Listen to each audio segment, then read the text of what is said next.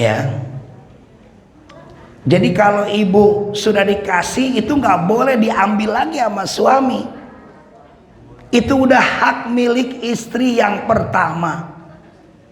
Apalagi secara aniaya mah, secara zolim ya.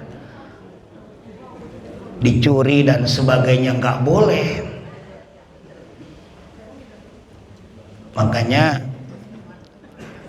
ibu kalau pengen suami nggak nyerein ibu, servis yang memuaskan.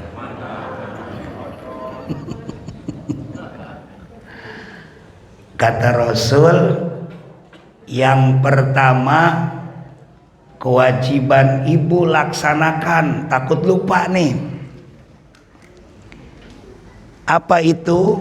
Kalau dalam kitab fikih, di kitab Uqudul Lijen, kewajiban ibu itu ada 3 dan kewajiban bapak ada 5.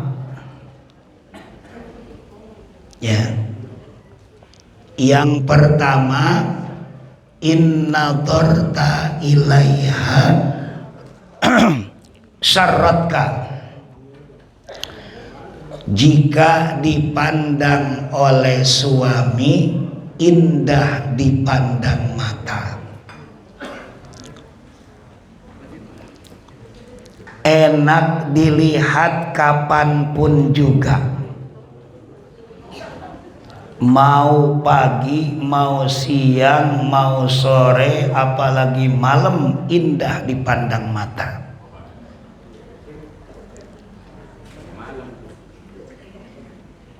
Yang kedua, wa in amartaha atau atka.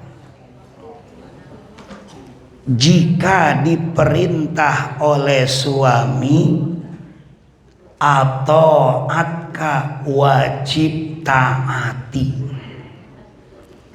Illa bil maksiati, kecuali perintah maksiat. Mau lagi capek karena paginya nyuci baju, siangnya nyetrika, sorenya nyuci piring, semalam kebetulan malam Jumat suami kesel pengen ngebunuh Israel, layanin. Itu mah ibadah ya. 3, wa in ghibta hafadhat malaha wa farjaha. Jika suami keluar, wa in ghibta, jika suami keluar, maka istri punya kewajiban hafadhat malaha wa farjaha, jaga hartanya, wa farjaha, dan jaga kehormatan istri. Tuh 3 ya. 1, jika dilihat oleh suami indah dipandang mata.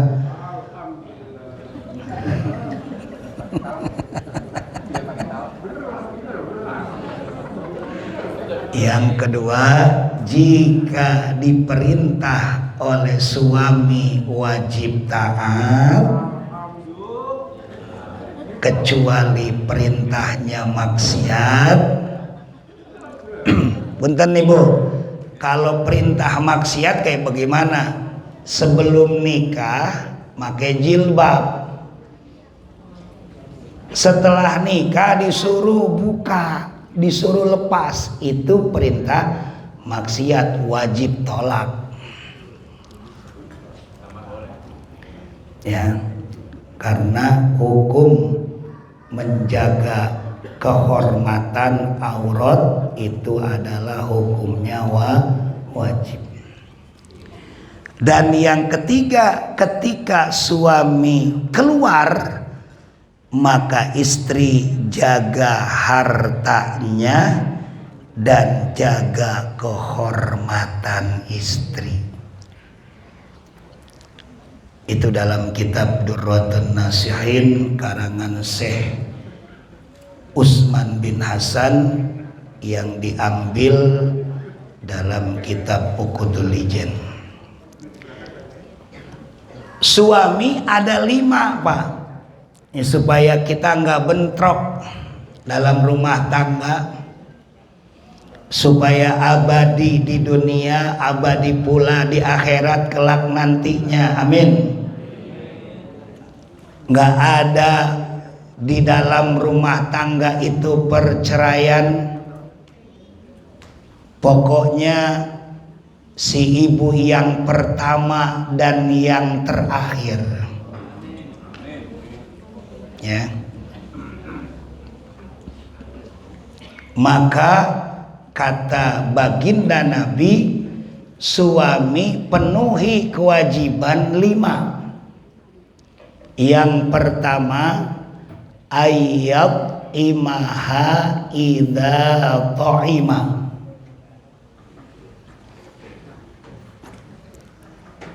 Berikan makanan apabila kita lagi makan.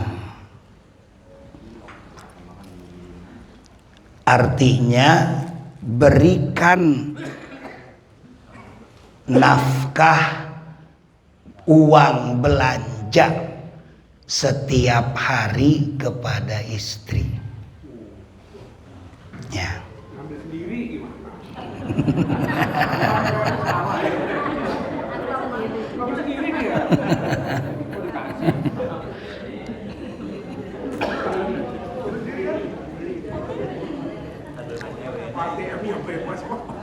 Ya, ayat imaha idza ta'ima. Berikan makanan apabila kita lagi makan. Yang kedua, wa ayyak suha idzatasa. Berikan pakaian apabila kita berpakaian.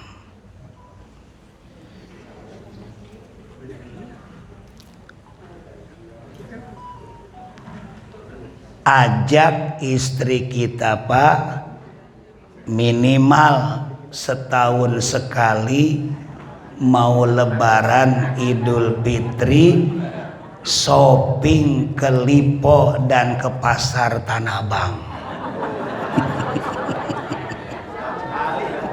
Setahun sekali.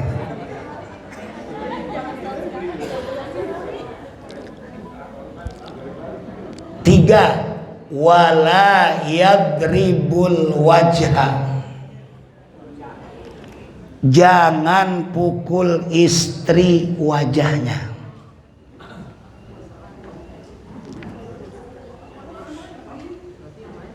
Jangan memukul istri wajah, karena wajah istri adalah daya jual yang paling mahal. Ketika kita memukul wajah sang istri, mentang-mentang badan kayak aderai, urat kawat tulang besi, leher beton, muka asbes, main gaplok aja tuh istri, maka ada luka di wajah, Bapak akan terjerat KDRT. Apa itu KDRT? Kekerasan dalam rumah tangga, bagaikan Cici Paramida dan Lesti Kejora. Tambah sekarang Pena Melinda, begitu ya.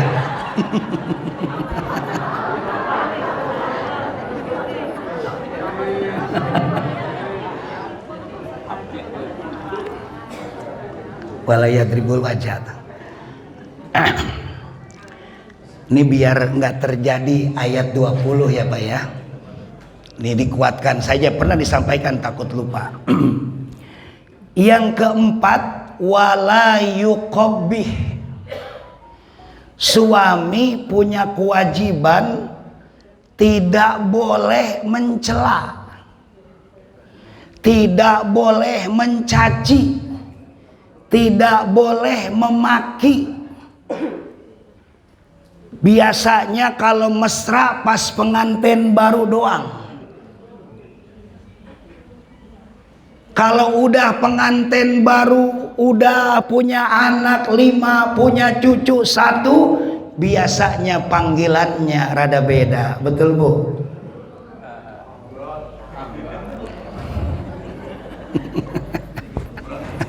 Si gembrot katanya.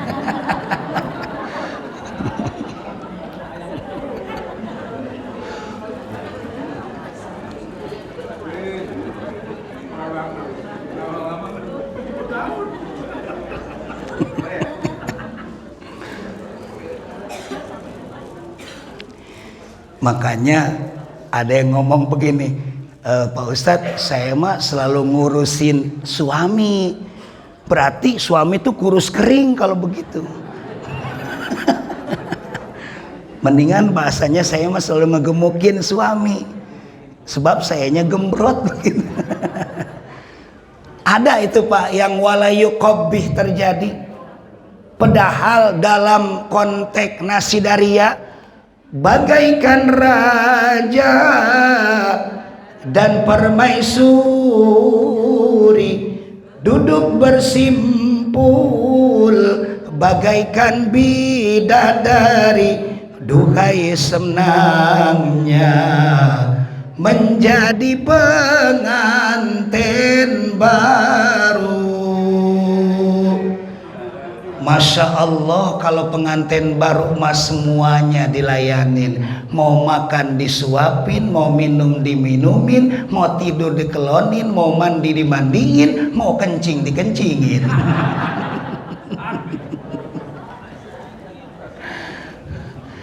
Tapi kalau udah punya anak 7, cucu 1, kalau udah punya anak 8, cucu 2, panggilan yang tadinya mesra jadi beda. Kondangan pejauh-jauh kayak musuh, pas jatuh kedebuk mata lu kemana? Lu dan gue bahasanya tuh tadi, si gembrot, si kurus, begitu ya. Nah yang seperti itu kata baginda, wahai suami, wala yuqabbih, tidak boleh mencaci, tidak boleh memaki. Walaupun sudah pengantin bari alias pengantin basi, tetap panggilan tetap mulia kepada istri tercinta. Amin ya robbal.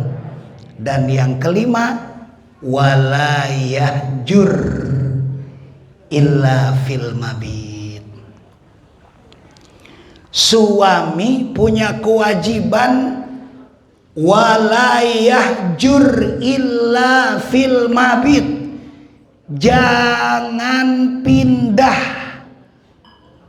ketika kita marah, illa kecuali fil mabit, di dalam rumah.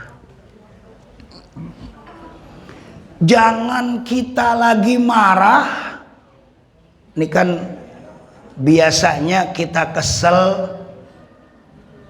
ngucap begitu ya, gara-gara marah tuh ya, cerai, naudzubillah, ngucap talak, jatuh talak 1, ngucap lagi jatuh talak 2, ngucap lagi jatuh talak 3, udah tolak bain itu ya, akhirnya kudu cerai, kudu pisah gara-gara emosi. Maka kata baginda Nabi, suami kudu ngeredam ini marah, wal kadhiminal ghaiz, suami kudu ngeredam emosinya, wala yahjur illa fil mabit, Kata baginda Nabi, jangan marah, jangan emosi ketika membina rumah tangga. Itu aib istri dibawa-bawa kemana-mana. Jangan marah ketika kita kecewa, illa fil mabit, kecuali di dalam rumah sendiri. Pasti ibu rumah tangga itu nggak ada lempengnya, pasti ada bengkoknya, betul Pak? Rumah tangga itu nggak lurus terus, pasti ada bengkoknya. Rumah tangga nggak suka terus, pasti ada dukanya. Rumah tangga nggak seneng terus, pasti ada keselnya. Tapi ketika kita kesel, wahai sang suami, walayahjur illa fil mabit, jangan marah kecuali di dalam rumah. Jangan kita yang namanya kesel kepada istri kecuali keselnya di dalam rumah. Kenapa? Khawatir kalau aib istri dibawa keluar rumah, tembus curhat ke tetangga, curhat ke teman sejawat, curhat ke yang namanya medsos, curhat ke sosial media, curhat ke teman yang kita tidak lain tetangga ada sebelahnya. Maka jangankan curhat ke tetangga, jangankan curhat ke teman sejawat, mertua sama orang tua pun aib istri mah jangan sampai ada yang tahu. Ya Pak. Nih lagi kita marah, lagi marah ketika perang dunia kedua, piring pepes gombrang, gelas pepes gonjreng, sendok bengkok, garpu segalanya bengkok. Ketika marah, mertua datang, Assalamualaikum. Marahnya berhenti Pak,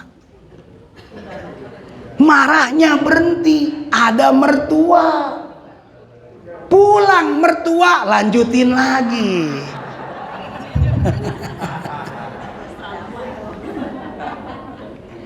Walayahjur illa fil mabit. Udah dapur sendiri kok, kenapa main betus-betusin keluar? Ini saya paling protes sama selebriti. Punten, kalau yang namanya aib istri, karena memang beliau itu public figure, maka apa yang terjadi? Kudunya kan kayak Desi Ratnasari, kalau diwawancarai ada masalah sama suaminya, no comment. Kan Desi begitu diwawancarai, no comment, begitu ya, nggak ada komentar.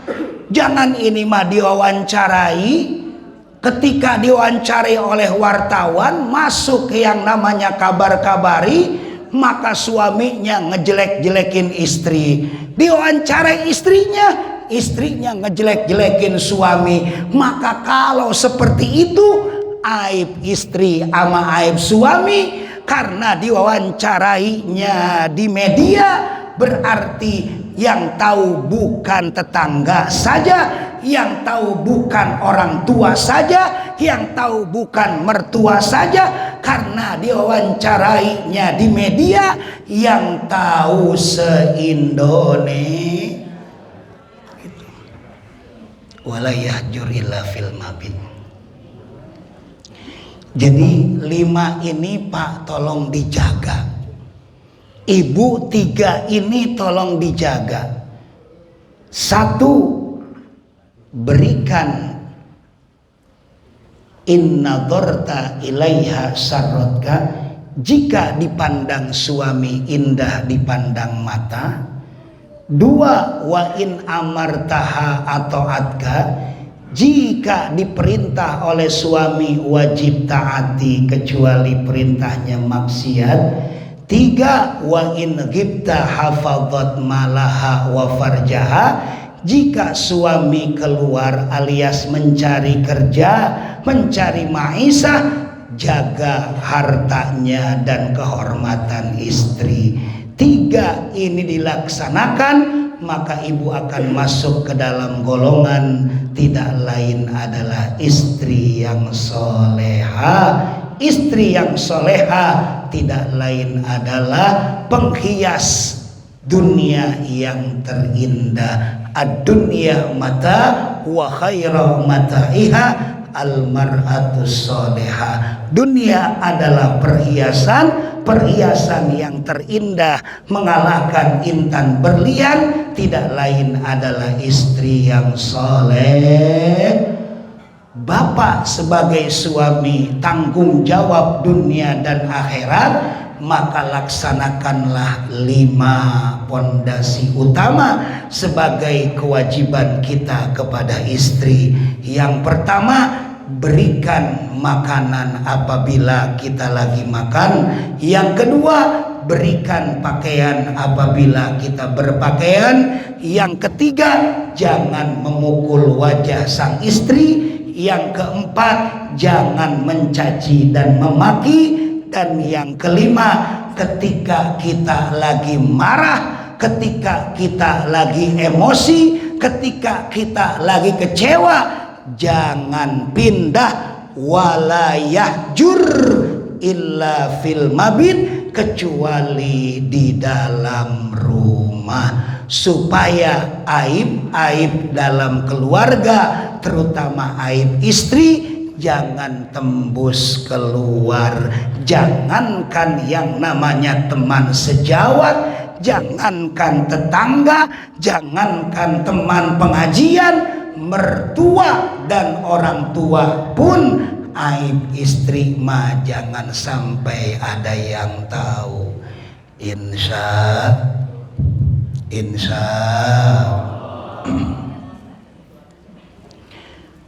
Ibu dan bapak, wa kaifa ta'khudunahu wa qad afdha ba'dukum ila ba'd.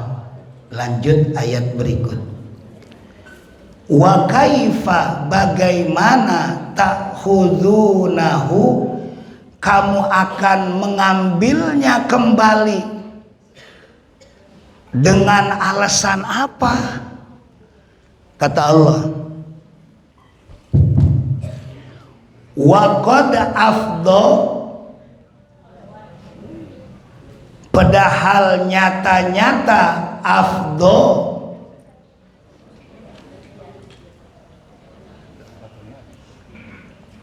sebahagian kamu telah bergaul dengan ila ba'din, dengan yang lain.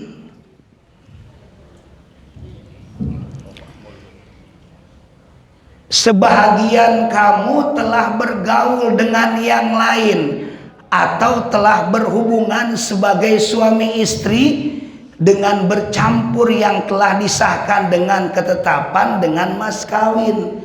Artinya apa ibu? Nggak ada alasan kita pengen mengambil mas kawin, sedangkan istri yang pertama udah digauli kok. Enak amat, udah digauli mas kawinnya juga diambil, nyari istri yang lain buat mas kawin lagi.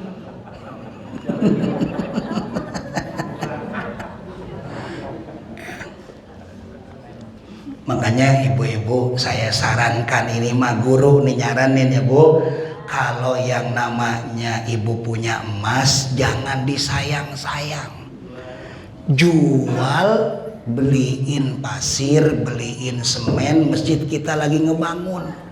Jangan disayang-sayang, sebab nanti kalau ibu mati itu emas dipakai kawin lagi. Saya tanya, Bu, mendingan buat sedekah apa buat kawin lagi? Iya, makanya jual emasnya buat kebangun ini masjid Al-Hidayah ya. Amin ya robbal. Jadi nggak ada alasan pak. Wa kaifa ta'khudunahu wa qala afdha ba'dukum ila ba'din. Bagaimana kamu akan mengambilnya kembali? Dengan alasan apa kata Allah? Sedangkan afdho ba'dukum, sebagian dari kamu sudah menggauli dengan yang lain, artinya sudah berhubungan dengan istri sebelumnya. Masa mau ngungkit-ungkit lagi itu mahar? Masa mau diungkit lagi itu yang namanya ijab qabul? Maka oleh Allah dilarang untuk diambil kalau kita sudah cerai. Wa akhadna minkum mitsaqan ghalidha, dan mereka telah mengambil darimu perjanjian yang erat. Yang seperti itu berarti udah ingkar dari perjanjian. Perintah Allah agar memegang mereka secara baik-baik. Kan udah jelas itu, hatta harsakum hunna libasul lakum wa antum libasul lahun. Udah dalam perjanjian, malah ada sigot taklik segala kalau kita nikah, betul Pak? Ada sigot taklik tuh di Quran, hunna libasul lakum, istrimu adalah pakaian untukmu, wa antum libasul lahun, dan kamu sebagai pakaian untuk istrimu. Artinya apa? Segala aib-aib istri tutupin, kekurangan-kekurangan istri tutupin, kekurangan suami tutupin, jadi pelengkap ibu dan bapak. Itu udah menjadi ikatan, ikrar dalam perjanjian, maka kudu dijaga. Kan kita mah enggak ngadu sama temen, kemarin mah sebelum nikah wangi itu istri saya, kenapa pas sudah nikah bau begitu? Awas ibu, nggak boleh yang kayak begitu. Bapak nggak boleh, itu aib, ditutupin. Ayatnya, hunna libasul lakum wa antum libasul lahun. Ntar kita ketemu itu. Kalau hadisnya wala yahjur illa fil mabit yang tadi dijelaskan. Kalau ayatnya hunna libasul lahum, hunna libasul lakum wa antum libasul lahun. Tutupi semuanya karena bapak, istri itu pakaian kita, wahai ibu, suami itu pakaian kita, saling menutupi. Maka kalau udah ikrar seperti itu, ada masalah, ada konslet dalam rumah tangga, cerai, ketika kita menceraikan itu istri, maka yang namanya selesai harus baik-baik, karena awalnya pun harus baik-baik. Awalnya baik, maka udahannya pun harus baik. Kalau bahasa santri kalau masuk ke pondok, datang ke tembong tarang, pulang ke tembong punduk. Datang kelihatan wajah, pulang harus kelihatan punduk, jangan main kabur. Sama halnya berumah tangga begitu. Kata Allah, misakon golido, perjanjian-perjanjian yang erat itu, yang tidak lain adalah mereka datangnya baik-baik, istri datangnya baik-baik, sampai yang namanya bikin tenda biru, bikin pelaminan yang luar biasa ketika nikah. Bapak datang ngebesan 10 mobil, 20 mobil, baik-baik datangnya kepada istri kita, kepada calon istri kita, maka pulangnya pun harus baik.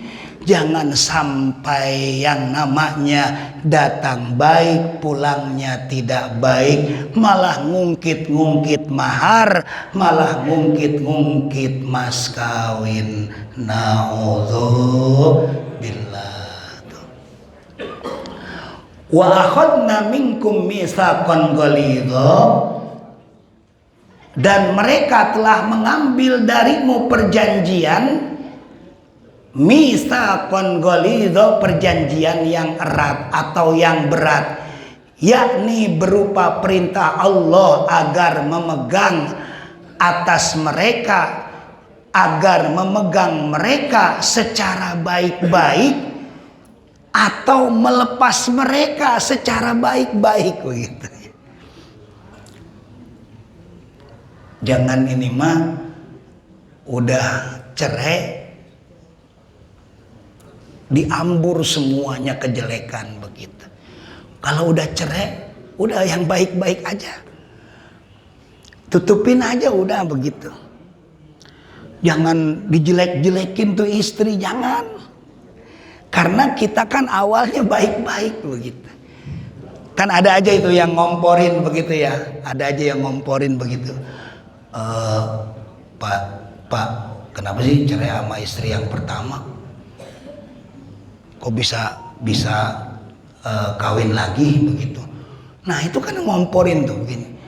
Harusnya udah nggak usah ngomongin. Istri yang pertama itu jelek misalkan, emang suka ngelawan kepada suami dan nggak taat kepada suami, tutupin. Istri itu hunna libasul lakum wa antum libasul lahun, itu pakaian. Tutupin kejelekannya sama kita. Walaupun udah selesai, walaupun sudah cerai, tutupin istri kita keburukannya. Karena kata Allah, mitsaqon golizo, awalnya sudah mempunyai perjanjian yang sangat kuat, berarti awalnya baik-baik, maka selesainya pun kudu baik-baik, insya Allah. Wala tankihu ma nakaha abaukum min nisa'i tuh illa ma qad salaf.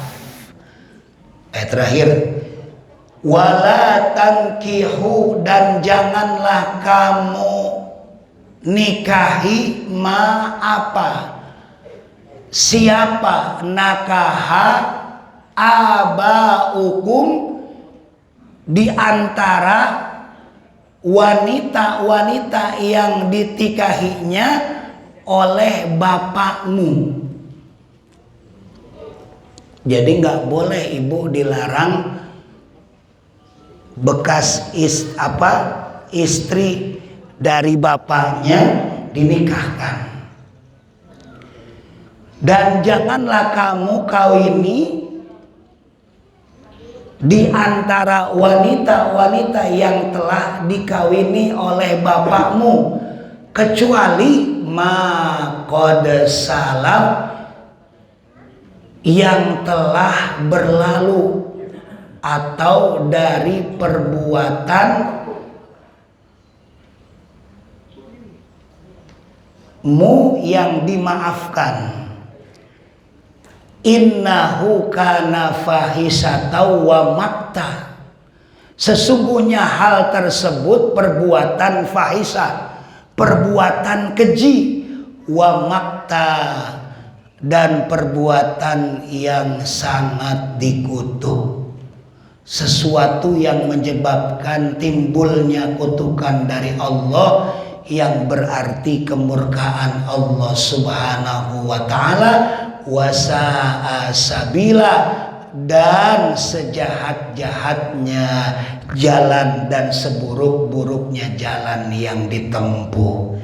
Jadi kalau bapak misalkan ada orang tua atau yang namanya bapak kita mempunyai istri, udah begitu istrinya udah cerai, kita nikahi sebagai anaknya, jangan ya, walaupun itu tiri gitu ya, ibu tiri, jangan. Karena melihat orang tua ini adalah tidak lain yang mendidik kita, maka jangan cari yang itu. Emang nggak ada yang lain apa begitu ya. Kita nyari-nyari yang namanya istri dari orang tua kita. Jangan mencari hal-hal yang sepertinya dilarang oleh Allah. Itu termasuk adalah wasa'a sabila, seburuk-buruknya jalan yang ditempuh. Karena itu kana fahisata wasa'a sabila, termasuk perbuatan keji yang menjadikan hal tersebut wa makta sebagai kutukan atau tidak lain adalah kemurkaan Allah Subhanahu wa ta'ala.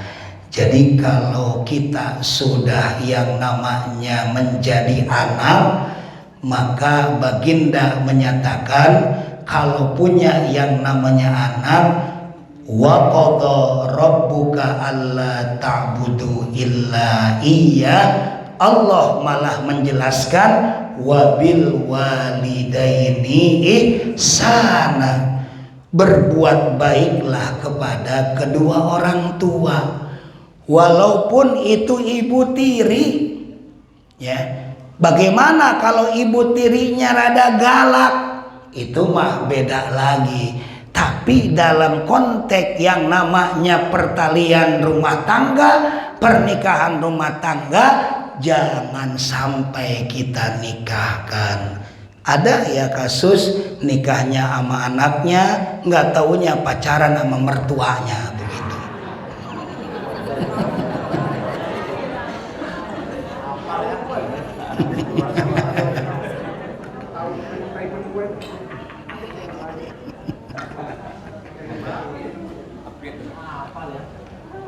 Itu ada ya Bu ya. Kan lagi update tuh, lagi viral ya, seperti itu ya. Wa qadha, kata Allah, wa qadha rabbuka alla ta'budu illa iyyah wa bil walidaini ihsana. Kepada kedua orang tua harus berbuat baik. Malah ujung dari ayat tersebut, wala taqul lahuma uff wala tanharhuma wa qul lahuma qaulan karima.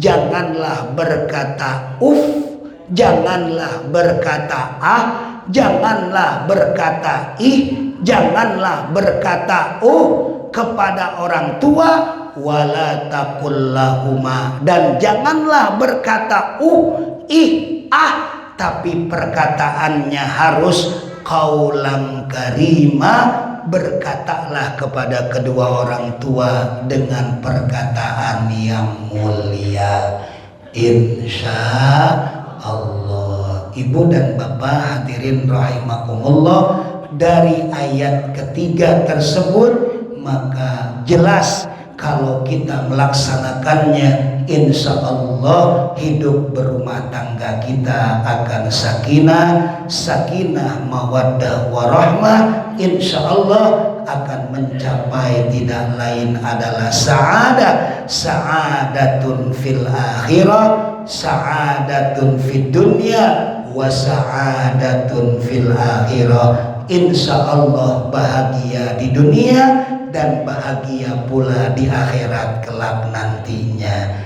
Ada tip 4 Pak buat sa'adah. Kata baginda Nabi, arbaun min sa'adatil mar'i. Kalau tadi kewajiban, ini buat keluarga biar bahagia. Apa itu? 4 kebahagiaan dalam membina rumah tangga. 1, antakuna zaujatuhu salihatan, miliki istri yang salehah.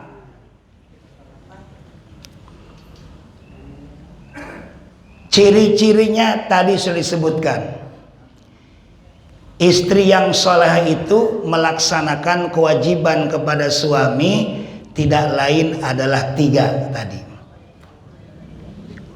Yang kedua, wa auladuhu abrara, miliki anak yang berbakti. Bagaimana Pak Kiai supaya anak saya bakti bukan hanya kepada Allah dan Rasulnya, tapi juga bakti kepada kedua orang tuanya? Dua kata ulama didiknya supaya bakti. Satu, tarbiyatul aulad qoblal wiladah, didik anak kita sebelum lahir. Dan yang kedua, tarbiyatul aulad ba'dal wiladah, didik anak kita setelah lahir.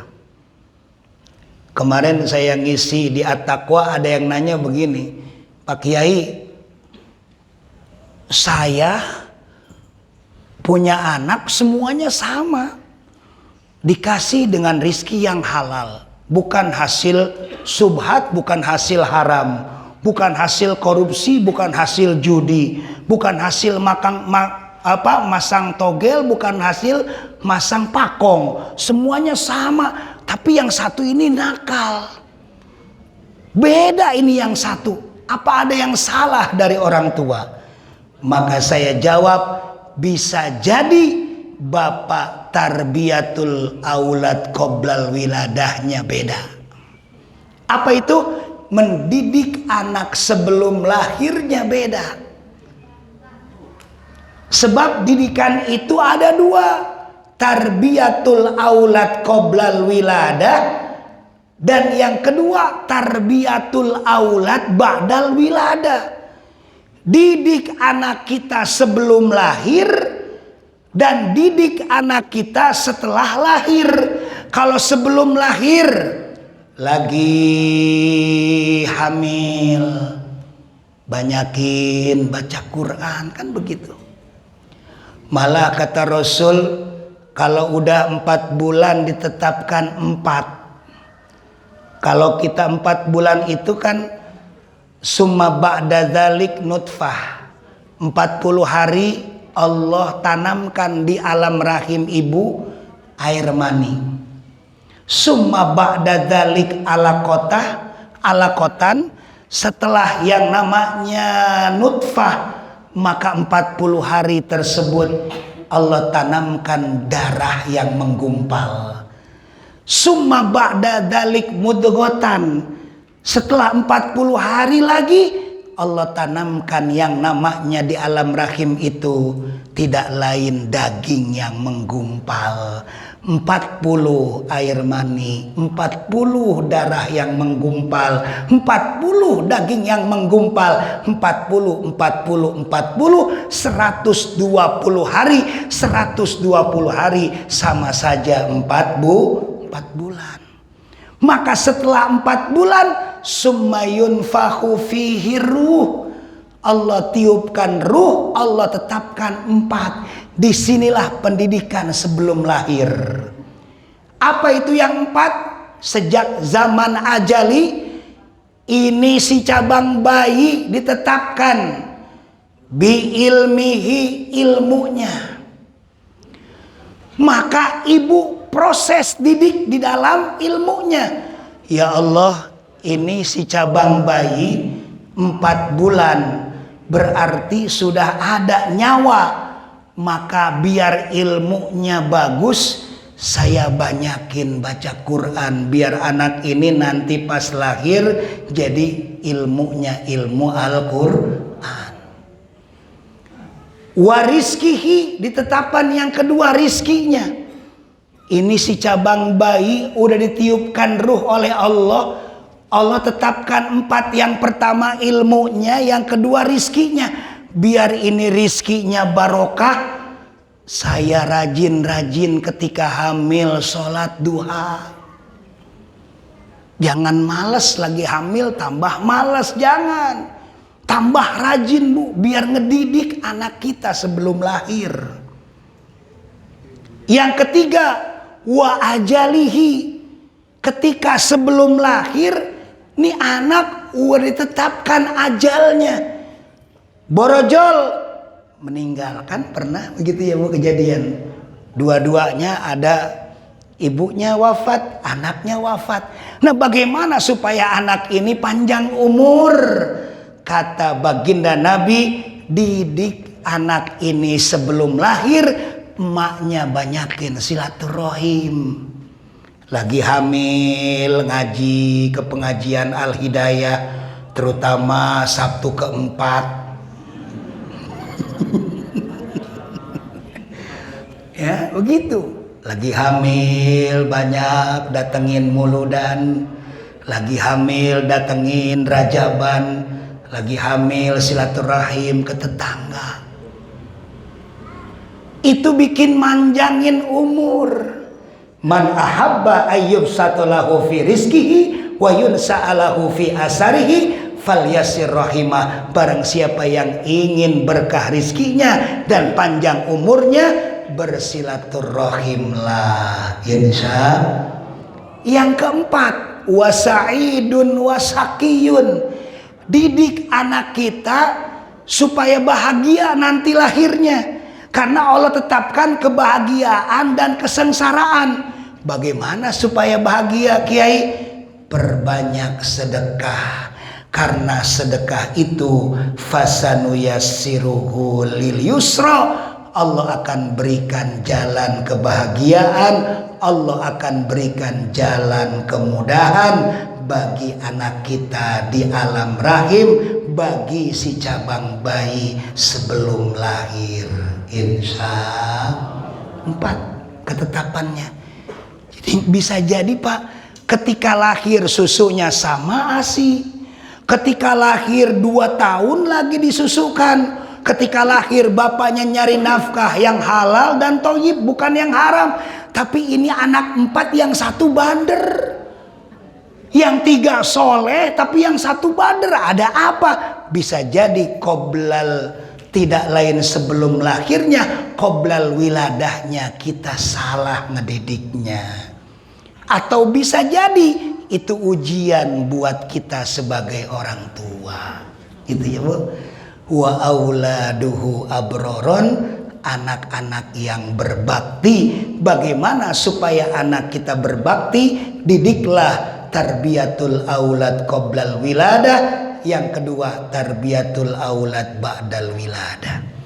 Yang ketiga, biar rumah tangga kita saadah, selain istri yang soleha, selain anak yang berbakti, bukan hanya kepada Allah dan Rasulnya, tapi juga kepada kedua orang tuanya. Maka yang ketiga, wahulatauhu solihin. Ibu kalau berumah tangga, kita harus punya teman-teman yang baik. Anak, terutama anak kita, harus gaulnya yang benar. Sebab wahulatauhu solihin, mempunyai teman-teman yang baik itu bakal ngaruh ke anak kita. Gaul dengan tukang minyak wangi, walaupun tidak beli minyaknya, kebawa wanginya. Bagaimana Ustadz, bagaimana Kiai supaya anak kita gaulnya bener? Pesantrenin. Sebab di pesantren mah 24 jam tercover. Santri kelihatan ngajinya, santri kelihatan sholatnya, santri kelihatan baca Qur'annya, santri kelihatan sekolahnya. Tadinya dia kagak demen ngaji, karena di pesantrenin temen-temennya pada ngaji, ikut ngaji. Tadinya dia kagak demen ngapal Quran, di pesantrenin anak-anak kita. Tadinya kagak demen baca Quran, gara-gara ngeliat temennya baca Quran, demen baca Quran. Bu ya, 10 tahun, 20 tahun, 30 tahun kita nggak tahu bagaimana ini negara, bagaimana ini negeri setelah anak-anak kita 10 tahun ke depan.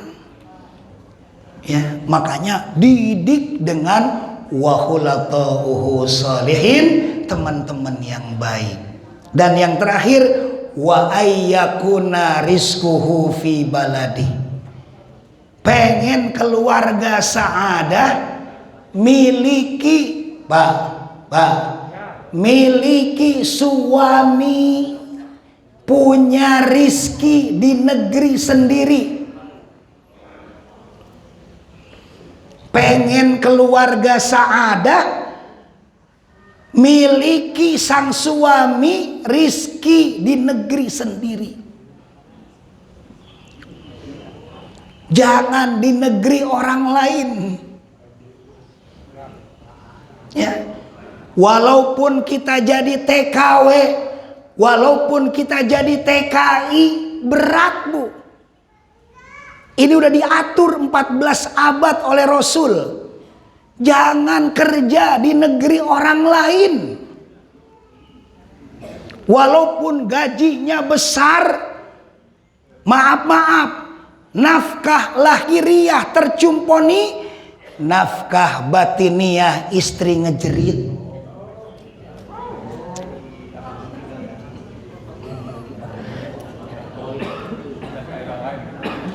Misalkan bapak jadi manajer PT Kolang Kaling, bapak kerjanya TOP, BGT, GTL, top banget gitu loh. Nggak pernah ada alpa, punya anak buah disiplin luar biasa. Nggak ada yang sakit, nggak ada yang izin. Jangankan sakit, izin dan alpa pun tidak. Akhirnya sama bos dipanggil, bapak manajer silakan menghadap ke saya. Pas beres menghadap, sorenya beres kerja, ngadep ke bos. Ada apa bos? Kok manggil saya ngedadak begini, ada apa? Kata bosnya begini, wahai bapak Pulan, manajer PT Kolang Kaling, ngeliat disiplinnya bagus, kerjaannya luar biasa, anak buahnya disiplin, gak ada yang sakit, jangankan sakit, izin dan alpa pun tidak. Maka untuk itu saya selaku pimpinan perusahaan pengen ngangkat bapak untuk menjadi direktur PT Angin Ribut, mau nggak? Sekarang jadi manajer PT Kolang Kaling, saya angkat jadi direktur. Apakah bapak mau? Kalau bapak santri yang suka ngaji Sabtu keempat, amin. Maka jawabannya, punten pimpinan, mohon maaf, ribuan maaf bos. Saya tanya, saya jadi direkturnya, perusahaan itu ditempatkannya di mana? Oh, kalau ditempatkannya mohon maaf pak, karena supaya nantinya bagus saya tempatkan dulu yang jauh. Di mana bos? Di Sulawesi. Terus istri saya, istri dan anak bapak tinggalkan. Apakah mau tawaran ini? Maka jawab bapak yang santri, yang suka ngaji, tolak mentah-mentah. Wahai bos, mohon maaf, ribuan maaf. Kalau memang tawaran ini menjadi pimpinan perusahaan, saya harus dimutasi dari Tangerang ke Sulawesi, maka saya tolak mentah-mentah. Kenapa? Saya jauh sama istri bos.